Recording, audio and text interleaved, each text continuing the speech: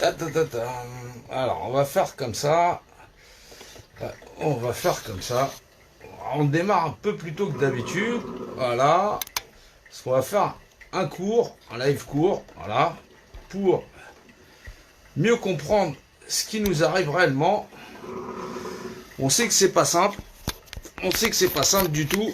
Alors, ça fait 2 ans que ça a démarré le mouvement. On se rend bien compte qu'on a affaire à un ennemi qui est redoutable et qui progresse sur tous les plans. Cet ennemi, il est très mal connu de tous et pourtant tout le monde le connaît. Et effectivement, certains l'appellent le mal, certains les appellent les Rothschild, tarali, tralala, et grosso modo, on essaye de comprendre comment ça fonctionne. Alors c'est important de comprendre comment ça fonctionne parce que cet ennemi ne sera pas battu, comme ça.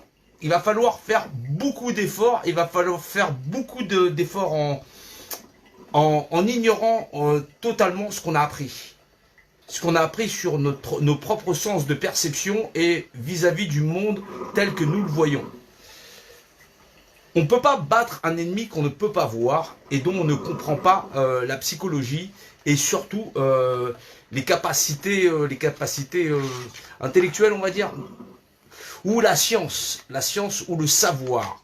Donc à savoir égal, combat égal. Mais là, on a affaire à des gens qui maîtrisent un savoir, non pas que vous ne pouvez pas maîtriser, mais dont vous ignorez totalement ou vous faites semblant d'ignorer, parce qu'on vous a conditionné à ça, tous les aspects dans votre vie.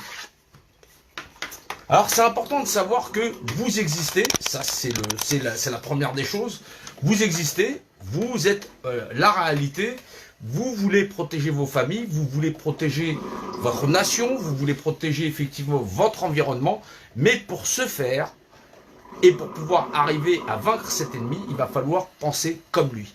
C'est très important. Personne ne va au combat sans connaître ni le terrain, ni l'adversaire, ni même la manière dont doit penser cet adversaire. Et vous êtes obligé de savoir sur quelle vision a cet adversaire sur vous-même. Comment il fait pour vous manipuler à ce point? Comment fait-il pour être à ce point invisible? Et pourtant, cet adversaire, vous vous rendez bien compte qu'il est notifié dans des écrits même très très anciens. Et effectivement, certains diraient le grand Satan ou tralali tralala. Alors on va commencer tout de suite parce que je ne vais pas faire un live qui soit trop long pour permettre de mieux comprendre, d'avoir cette compréhension. Et vous voyez, on est dans une société dite pyramidale, c'est-à-dire un dessus, tous en dessous. Ça, c'est grosso modo le principe général qui fait que l'ensemble des populations, en vérité, depuis les temps les plus anciens, donnent leur énergie vitale à un sommet qui toujours les domine et les manipule. C'est le principe du tombeau. Ce tombeau, effectivement, dans la notion, fait que la représentativité de la base s'en va au sommet. Ils sont, eux, au sommet, les représentants. Ils définissent l'image de l'État unifié. La loi des ensembles, ils récupèrent l'énergie de la représentativité. Ça, il faut le comprendre. Cette représentativité, ceux qui sont au sommet vont légiférer dessus. Ils vont légiférer dessus, ils vont déterminer de la notion même d'échange. Cet échange est symbolisé par un principe de devise, puisque c'est eux qui devisent des conditions. On appelle ça donc une devise. Mais ce n'est en vérité que l'énergie vitale de ces populations à l'avoir transmise au sommet qui va, elle, deviser dessus et donc inventer la devise qui va correspondre. On appellera ça le franc, le mark, ce que vous voulez. C'est donc, oui, l'énergie vitale. Ça veut dire qu'on arrose grosso modo les gens avec leur propre sueur.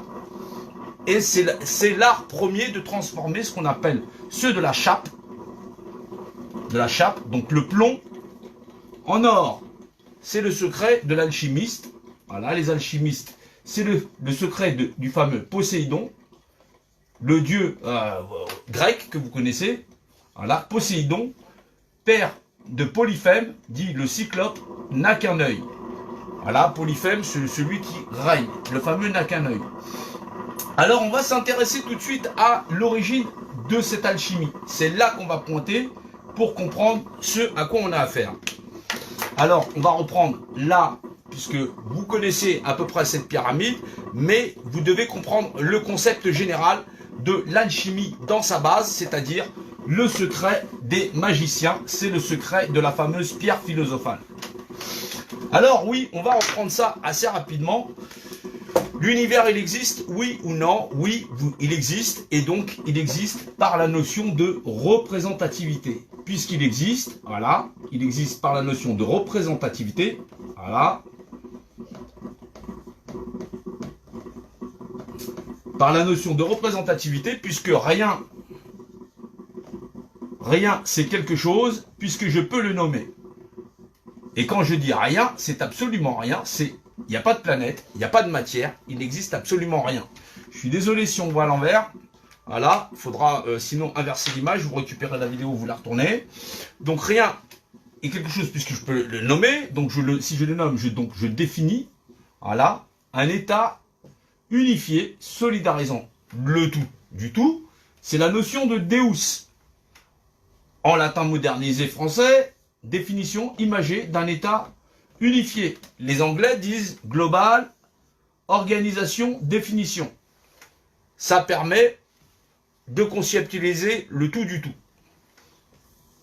Maintenant, il faut comprendre aussi que dans cette notion, rien c'est quelque chose puisque je peux le nommer, et que mathématiquement parlant, si 0 et 1 sont le langage binaire, c'est faux. Puisque 0, c'est l'entrée en matière. 1, c'est la matière. C'est le monde de la matière. Ici, donc, c'est rien. Rien vaut de 1. Donc 0 vaut de 2. Et 1 vaut de 3. C'est le principe trinitaire. C'est le principe fondamental du principe de Trinité. L'esprit qui engendre toute chose et engendre la matière. Chaque individu, c'est la notion de Deus, rien. Tout, c'est le rien ou le tout, puisqu'on peut le nommer. Voilà, on définit l'état unifié, et ainsi de suite. C'est la notion de Deus, Dieu, donc Dieu dans l'excellence. C'est la notion même de structure. C'est la législation qui, elle-même, engendre, par équité, la représentativité de toute chose. Cette notion de représentativité vaut pour 0. Elle lui confère à la fois l'esprit de toute chose et le retransmet dans la matière. Puisque ceci, c'est la matière dans la notion, c'est donc l'aspect matérialisé des choses. Vous entrez en matière, voilà, et donc à ce moment-là, dans la structure même de la matière, c'est-à-dire vous êtes un individu, vous possédez l'aspect trinitaire. Vous êtes à la fois le matériel, mais pour un individu, c'est-à-dire un être humain, vous êtes à la fois 0, puisque vous êtes dans l'univers, ça c'est la notion de trône, et ça c'est la notion de matière. La matière, vous connaissez les règnes dans la matière, minérale, végétale, animale. C'est les notions structurelles de cette matière. Structurelle dans la structure matérielle. Avant même d'exister en structure matérielle, il existe donc l'aspect spirituel. C'est la notion de trône qui ramène à l'aspect primaire, qui est effectivement 1 vaut de 3 tiers. Il vaut 3 tiers, celui-ci vaut de 2 tiers, celui-ci vaut de 1 tiers. C'est l'aspect matériel de toute chose.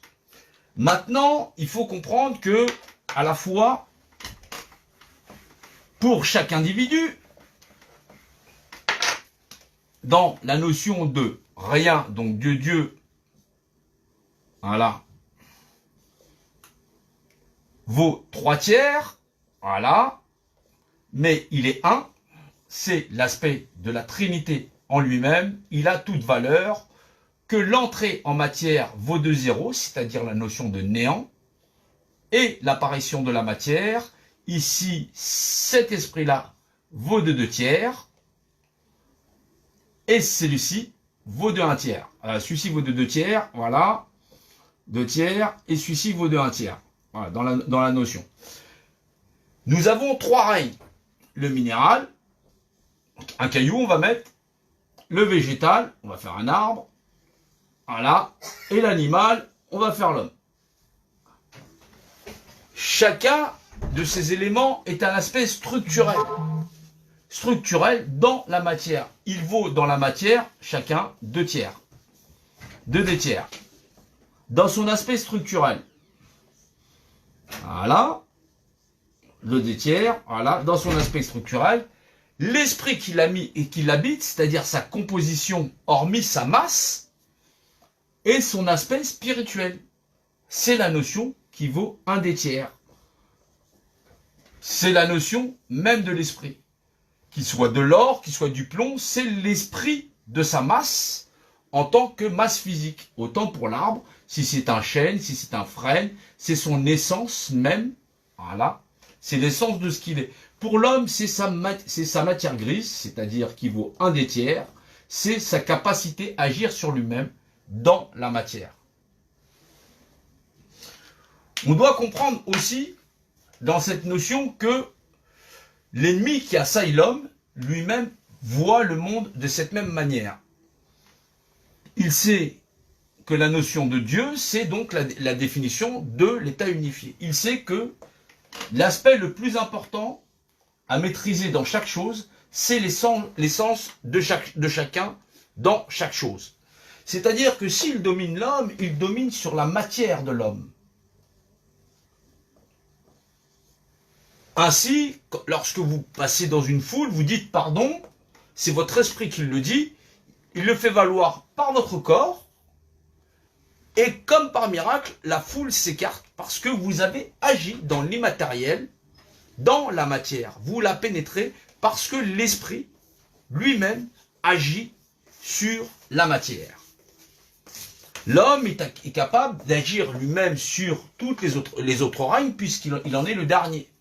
Il est la matière qui est capable de se mouvoir. C'est ça, sa réalité. Il est l'esprit, même des choses, matérialisé, capable de se mouvoir. Il est le dernier des règnes, du minéral, au végétal, à l'animal. Il est un être civilisationnel, ce qui lui permet aussi d'avoir d'autres notions dans la compréhension de ce qu'il est. Or, en tant qu'être civilisationnel, il n'a que 3 manières de concéder ce qu'on appelle sa notion de Dieu, de lui, c'est-à-dire sa capacité à se gérer lui-même, sa notion de représentativité. Hop. Il faut donc comprendre ce qu'il est par essence.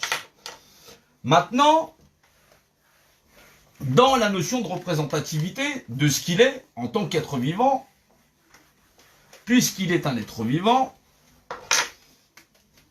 cette représentativité, il ne peut la concéder que de 3 manières. Primo, il vit, il meurt. Il la concède dans l'espace et dans le temps. Secondo, il vit, il meurt, mais il a un accident. C'est pour ça qu'il meurt et qu'il s'en va prématurément. Ou tertio, il donne sa représentativité à un autre, qui lui va en disposer. Celui-ci va agir sur lui, puisque lui a donné sa propre volonté. Et donc, lui ne vaut plus de rien, puisque sa représentativité, c'est lui qui l'exerce. Il exerce donc pour 2. Il est le dominant, il domine sur son frère. Lorsque vous êtes 2, c'est facile à dépêtrer.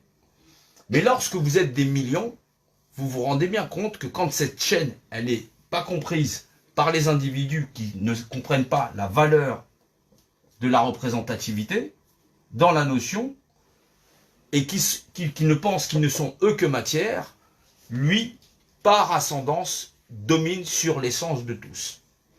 Cet adversaire, il est difficile à battre, et il le sera, tant que ce savoir ne sera pas repris ou recompris de tous les individus à exister sur la Terre.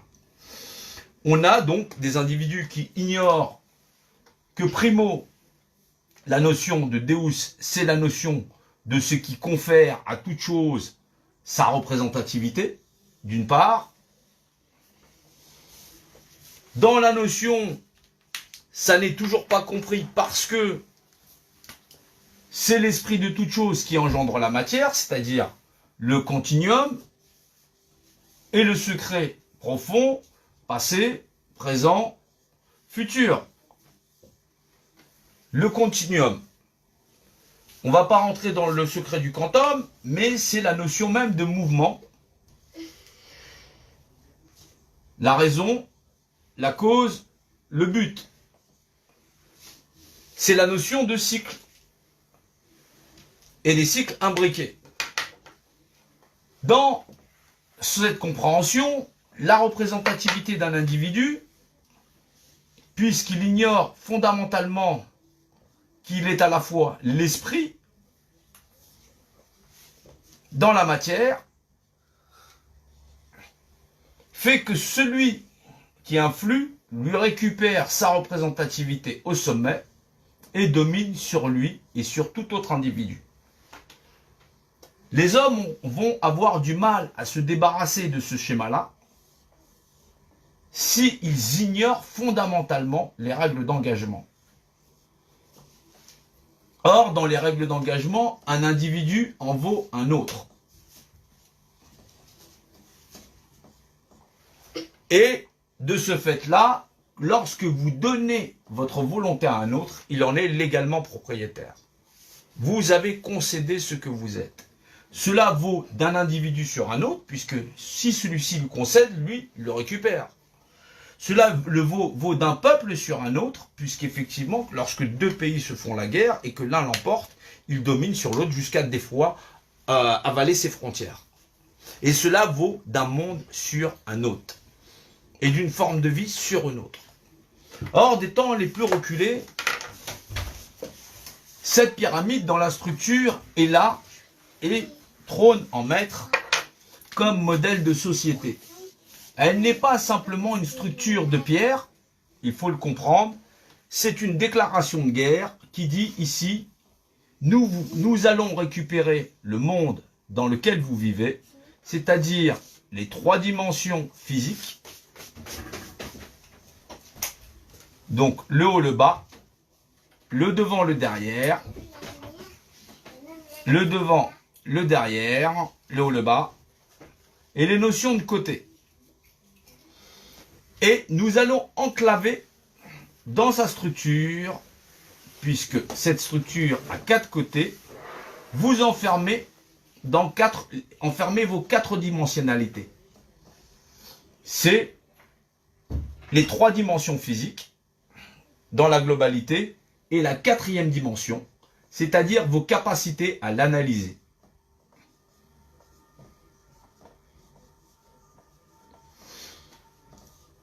L'ennemi est redoutable. Il sait comment il avance. Il sait à la base, il a formé des générations d'ignorants qui ignorent fondamentalement les lois du vivant, de l'esprit et de la matière. Qu'agir sur l'esprit de quelqu'un d'autre, c'est le détruire dans sa matière ou lui influencer de quelque manière à agir lui-même sur la matière.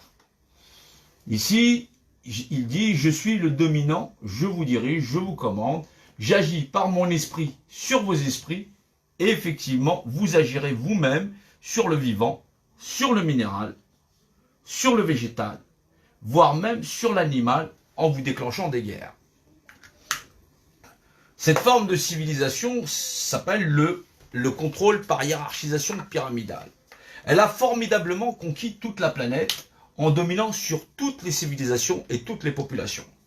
Largement dénoncée dans l'histoire et fait couler beaucoup d'encre, elle a créé 3 dogmes principaux que sont effectivement les Davidiens, Israélite, la chrétienté et l'islam, pour dénoncer le contrôle par hiérarchisation pyramidale. Chacune de ces maisons s'est fait tout de suite enclaver par une structure pyramidale pour recontrôler les populations, surtout pour pas qu'ils ne rentrent dans la connaissance du savoir, de l'esprit de toute chose et dans la capacité à s'émanciper de ce mal.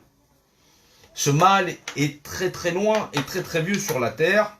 Il domine depuis très très longtemps et il va falloir que beaucoup s'enquièrent du fait de comprendre fondamentalement comment cela fonctionne.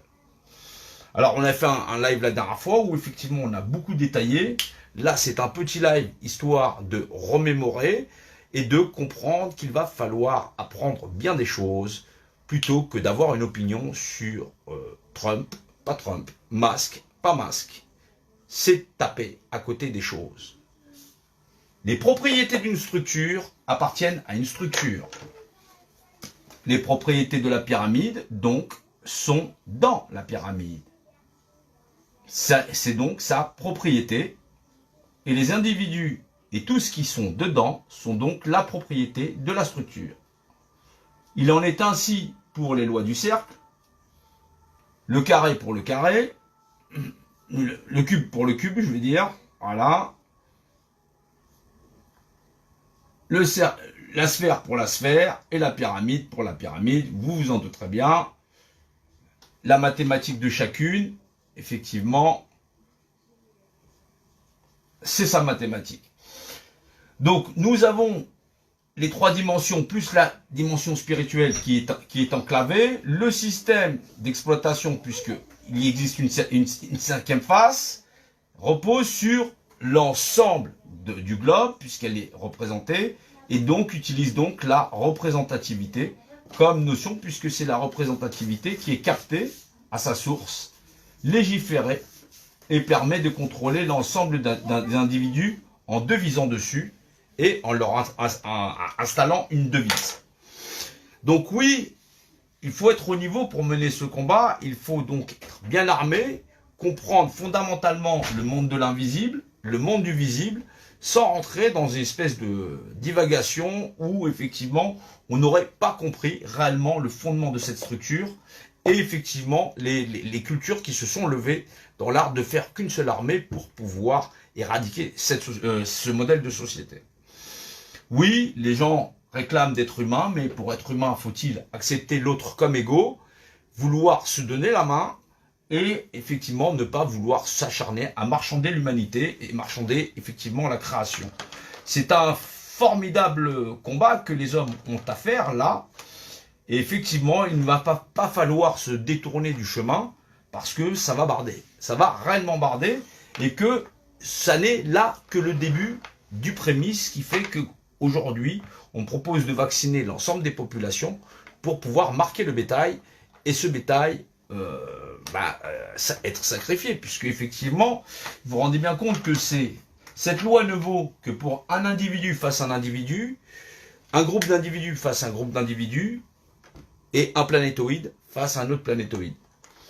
Vous imaginez bien que celui qui exerce cette action sur cette planète, forcément, n'est pas de la même nature que les hommes, puisque effectivement, la loi à laquelle il obéit, c'est la loi de la représentativité, et cette loi, elle naît quand l'univers il est, et par le créateur qui l'a créé, c'est donc la définition imagée de l'état unifié, qui est la loi, et c'est sous ces règles d'engagement que notre ennemi nous combat, c'est-à-dire les lois qui régissent l'univers. Donc oui, ça n'est pas le moindre des adversaires, il est surtout très redoutable. Nous allons approfondir cela, nous allons pouvoir arriver à unir des gens qui seront capables de travailler dans cette compréhension. Il va falloir être sérieux parce qu'effectivement, si vous tournez en rond, nous n'aurons aucune chance de pouvoir l'emporter. Parce que le monde de l'illusion est tout autour de vous et vous continuez encore à le marchander. Et c'est le monde dans lequel vous êtes prisonnier. Bienvenue dans la 4e dimension. Nous y sommes, c'est la capacité de perception et il faut que, effectivement, vous puissiez comprendre la législation globale de l'univers. Je définis un objet, je définis un état unifié, je définis un ensemble, on globalise une organisation définie. Voilà, il faut comprendre que cet ennemi est redoutable au plus haut point et que oui, nous devons de savoir mieux travailler ensemble, de faire travailler tous les collectifs, de rassembler tous les groupes dissidents et surtout d'avoir l'entendement de ce que nous combattons. C'est depuis très très longtemps que cet ennemi-là, depuis très très longtemps qu'il a fait couler beaucoup d'encre. Il dit que c'est hable, il dit que c'est faisable, il dit que nous devons le faire, et effectivement, il dit hable. Hable n'est pas de tout ce qui se dit ou de tout ce qui se fait. Cela n'est pas raison et cela n'est pas raisonnable. Donc, c'est raison qu'il nous faut garder, il faut savoir avancer. Je vous demanderai effectivement d'être patients les uns avec les autres et nous devons de savoir nous organiser. Alors oui, on travaille autour de Table 700, c'est un formidable regroupement mais qui doit permettre non pas simplement de se réorganiser en tant que groupe humain à faire face à une réelle menace et non pas à faire face à je suis d'accord, je suis pas d'accord, ou monter une Xème République. Nous devons être conscients de ce qui se passe sur cette planète depuis très très longtemps. Ça n'est pas le même niveau de tous les combats qui ont été menés par l'ensemble des civilisations. Et vous vous doutez bien, et vous voyez bien que cette forme de culture s'est imposée dans le monde entier. Faire tomber cette structure va nécessiter la plus grande des lucidités. C'est très important, surtout parce qu'elle est invisible à l'œil de tous et que seule la raison, être raisonnable, dans l'art effectivement de s'aimer, mais s'aimer, aime ton prochain comme toi-même, effectivement c'est l'argument, c'est un argument de taille, oui, mais faut-il comprendre pourquoi? Parce que cet ennemi nous a totalement hallucinés et qu'il a été largement décrit dans toutes les cultures, avec un point donné, qu'il nous a amené là où il le voulait, nous sommes à point nommé, et il va falloir vraisemblablement que nous arrivions nous-mêmes à réviser ce que nous avons appris, et surtout ne pas croire que nous ne sommes que de la matière inerte, parce que c'est là qu'il veut nous mener. Il prétend que nous sommes seuls. Nous n'avons pas d'esprit de lien avec notre environnement. Nous ne le comprenons pas. Il nous a coupés de tous nos retranchements. Il nous coupe les uns des autres et il compte son bétail. Il fait la guerre en dominant sur la matière. Nous devons là retrouver tous nos esprits, à faire l'unicité tous ensemble pour pouvoir effectivement aller à la victoire, puisque nous sommes condamnés à cela, sinon à disparaître. Je vous souhaite une bonne soirée. On reviendra sur un autre live plus tard. Voilà. On fait des lives de 8 heures, on essaye de partager, on essaye d'amener à la compréhension, mais j'essaye toujours d'avoir un exposé qui doit permettre l'ouverture d'esprit et le mieux comprendre comment, dans le regard de l'autre, nous lui apparaissons et comment il nous domine dans l'art de percevoir ce que nous ne pouvons pas voir. Je vous dis à plus tard et bonne continuation.